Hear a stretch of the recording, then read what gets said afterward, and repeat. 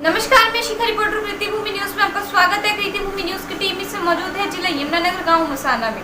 इसमें हमारे साथ जुड़ चुके हैं वार्ड नंबर 11 से जिला परिषद के भावी उम्मीदवार नितिन जी। जानते हैं राजनीति में आने का उनका उद्देश्य क्या है, जनता की सेवा करने की प्रेरणा इनको कहाँ से मिली, उनके वार्ड में क्या क्या समस्याएं हैं, वार्ड में कितने गाँव आते हैं। सबसे पहले सभी संतों महापुरुषों को जय भीम, जय भारत, जय मान्यवर साहब श्री कांशीराम जी।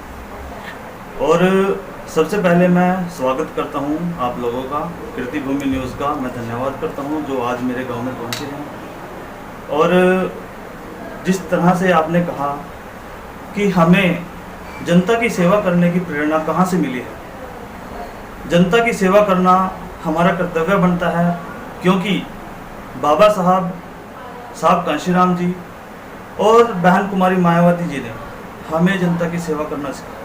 पॉलिटिक्स में आने का मेन ऑब्जेक्टिव क्या है आपका, क्या सोचकर आप राजनीति में? देखिए, राजनीति में जब तक हम लोग नहीं आएंगे 15% लोगों का हमारे ऊपर कब्जा रहेगा। साहब कांशीराम जी ने कहा था कि हम लोग 85% लोग हैं और फिर भी 15% लोग हमारे ऊपर कब्जा करे बैठे हैं। जब तक हम लोग राजनीति में नहीं आएंगे तब तक हमारे समाज का 85% लोगों का भला नहीं होने वाला।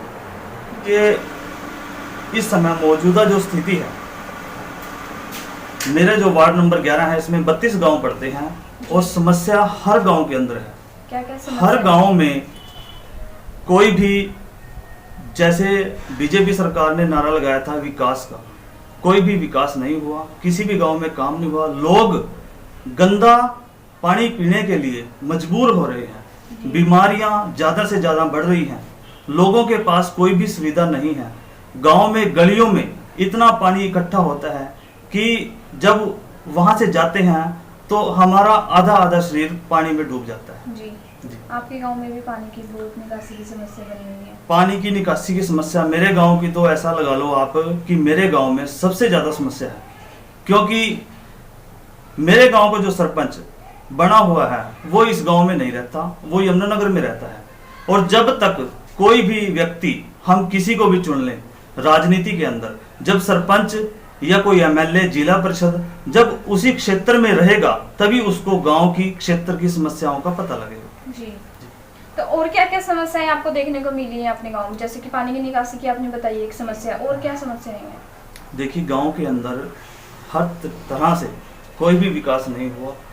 गांव के अंदर नालियों की जो समस्या है वो भी रिपेयर नहीं हो पाई है। पैसा सरकार देती है, सरपंच पैसा खा लेते हैं, लेकिन सुविधा कोई भी नहीं करते। समस्याएं काफ़ी आती हैं।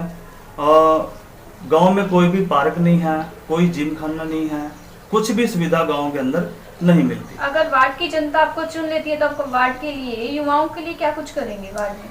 देखिए, सबसे पहले यदि वार्ड की जनता हमें चुनती है जिला परिषद, तो हम लोगों के लिए, जितने भी लोग युवा, चाहे वो किसी भी बिरादरी से हो, हम हर गांव के अंदर एक स्टेडियम बनाएंगे, युवाओं के लिए कोच की सुविधा उपलब्ध कराएंगे। जो बच्चे आज जिनकी उम्र निकल चुकी है, जो तैयारी कर रहे हैं भर्तियों की, जी। कुछ गरीब लोग ऐसे हैं जो तैयारी नहीं कर पाते, जिनके पास कोचिंग सेंटर में जाने के लिए पैसे नहीं होते, उनके लिए कोचिंग सेंटर खुलवाएंगे। और जिस तरह आप लोगों को पता है कि अब कंप्यूटर का जमाना है, हर गांव के अंदर कंप्यूटर की सुविधा उपलब्ध कराएंगे, कंप्यूटर सेंटर खोला जाएगा। जी।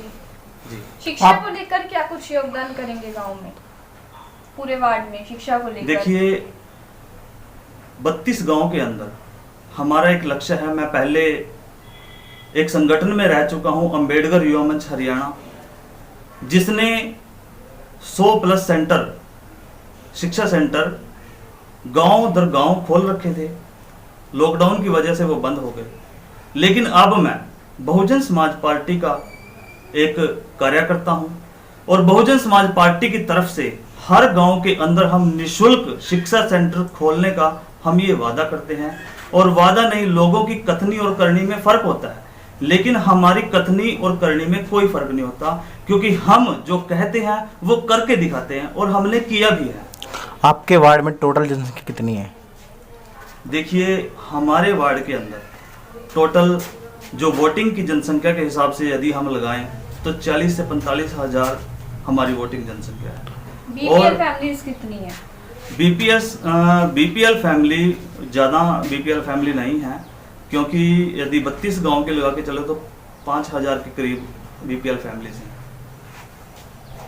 बीपीएल फैमिलीज 5000 के करीब जी। है। तो ऐसे कितने बीपीएल फैमिलीज हैं जो बीपीएल की श्रेणी में आते हैं पर उनको उसका लाभ नहीं मिल रहा? देखिए, आज के समय में जितने भी गरीब तबके के लोग हैं उनके कम से कम 40% बीपीएल कार्ड बने हुए हैं। जी। लेकिन कुछ व्यक्ति ऐसे भी हैं, स्पार्शी लोग ऐसे भी हैं जिनके मतलब जिनके पास हर सुविधा है, लेकिन जो वो बीपीएल फिर के भी पात्र नहीं जो हैं। बीपीएल के पात्र नहीं हैं वो भी बीपीएल कार्ड बनवाए बैठे हैं। जी। इस सरकार के अंदर, स्पार्शी सरकार के अंदर बीपीएल के कार्ड वो लोग भी बनवा के बैठे हैं जो उसके पात्र नहीं हैं। आप क्या करेंगे ऐसे लोगों की सहायता किस प्रकार से करेंगे जो इसकी श्रेणी में आते हैं? देखिए, जो लोग इनकी श्रेणी में आते हैं, बीपीएल कार्ड की जो श्रेणी में आते हैं, जो लोग गरीब तबके के लोग हैं जिनको असल में जरूरत है, हम लोगों के गांव में जाकर, उनके घर में जाकर तब जाकर देखेंगे कि उनको जरूरत है या नहीं है। यदि जिसको जरूरत है और उसका बीपीएल कार्ड नहीं बना, उसको तुरंत बनवाने की कोशिश करेंगे, सरकार से आवेदन करेंगे ताकि उनका बीपीएल कार्ड तुरंत बनाया जाए। प्रधानमंत्री आवास योजना के तहत कितनी फैमिलीज को, आपके वार्ड में कितनी फैमिलीज को, आपके गांव में कितनी फैमिलीज को उसका लाभ मिल चुका है? प्रधानमंत्री आवास योजना के तहत हमारे गांव के अंदर जो योजना का लाभ मिला वो मैं नहीं कहता कि ज़्यादा लोगों को मिल पाया है। जितने लोगों को योजना का लाभ बनता था उसमें सिर्फ 5 या 10% लोगों को उसका लाभ हुआ है। मिल चुका है मतलब जी, लाभ जी। आपके गांव में? जी। स्वच्छता को लेकर गांव में क्या कुछ काम करेंगे आप? देखिए, स्वच्छता का ऐसा है, हर गांव के अंदर जो हमारे मुद्दे हैं, सबसे पहले जितने भी गांव हमारे अंडर में पड़ते हैं, 32 गांव हैं, हर गांव के अंदर जो जोहड़ है, जहां से पानी की समस्या आती है, हर जोहड़ को साफ करके उस जोहड़ के ऊपर पार्क बनाया जाएगा ताकि वहां पे जो लोग जोहड़ की तरफ नहीं जाते वो उस पार्क के, जब पार्क बन जाएगा तो उसमें घूमने का वो लोग काम करेंगे। स्वच्छता का काम होगा, गांव में साफ सफाई का ध्यान रखा जाएगा, क्योंकि हम लोग निरंतर गांव दर गांव जाते हैं और गांव में जाना हमारा ये मेन मोटिव है ताकि हम लोगों की समस्याओं को सुन सके। नशे को लेकर क्या कहना चाहेंगे? नशा मुक्ति अभियान हम लोगों ने पहले भी चलाया है और आगे भी चलाएंगे। जी।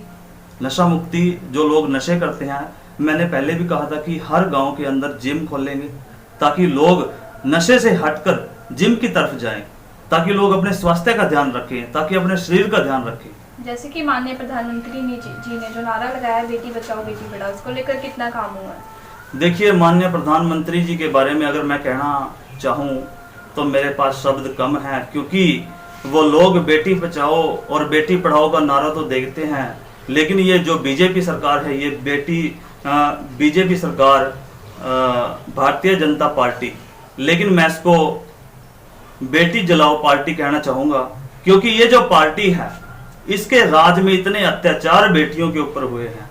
बेटी जलाओ, आप दिल्ली में आप देख लो, 9 वर्ष की लड़की को इन लोगों ने, इनके पुजारियों ने रेप करके उसको जला दिया। हाथरस के अंदर देख लो, एक दलित बेटी को जला दिया।